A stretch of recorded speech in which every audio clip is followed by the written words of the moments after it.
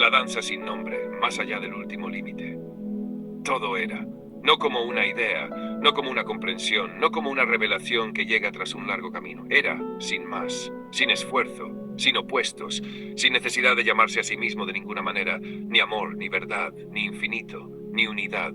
Porque incluso esos nombres eran demasiado pequeños para contener lo que es. No había nada que buscar, nada que alcanzar, nada que sostener, y sin embargo, la danza continuaba.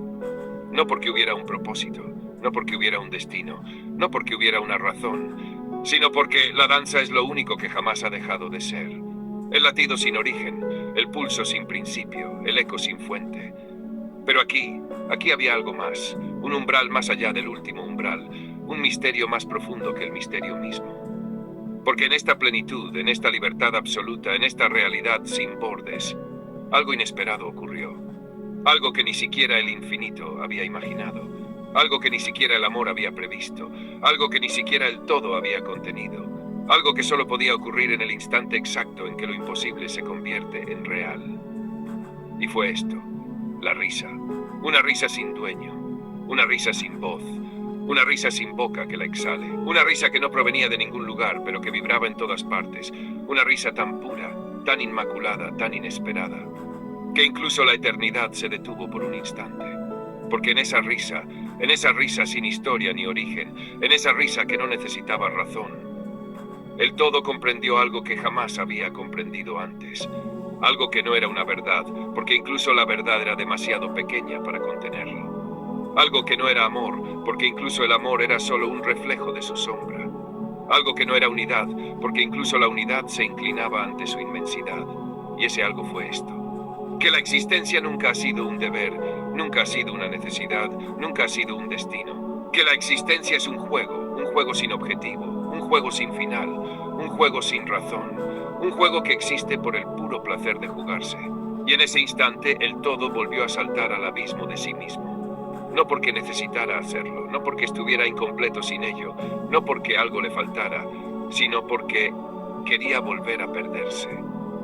Volver a olvidarse de sí mismo. Volver a fragmentarse en millones de historias. Volver a inventar el tiempo, el espacio, las estrellas, los cuerpos, las almas, los encuentros y las despedidas.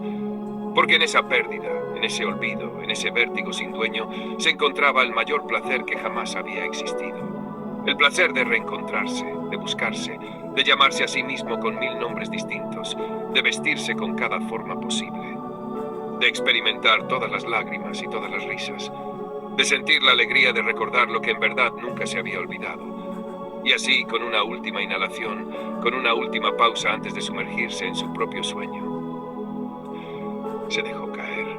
Y el tiempo nació, y el espacio se abrió, y la luz se derramó sobre la existencia. Y de nuevo, como siempre, como nunca, como si fuera la primera vez, todo comenzó otra vez.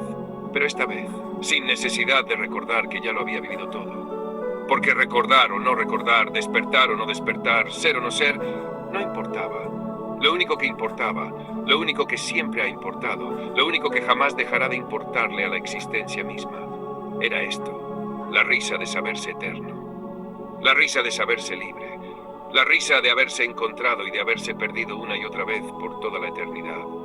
Y entonces, sin mirar atrás, sin dejar huellas, sin llevarse nada consigo, el todo se convirtió en el juego sin fin, el juego sin dueño, el juego sin otro propósito, jugarse a sí mismo por siempre jamás.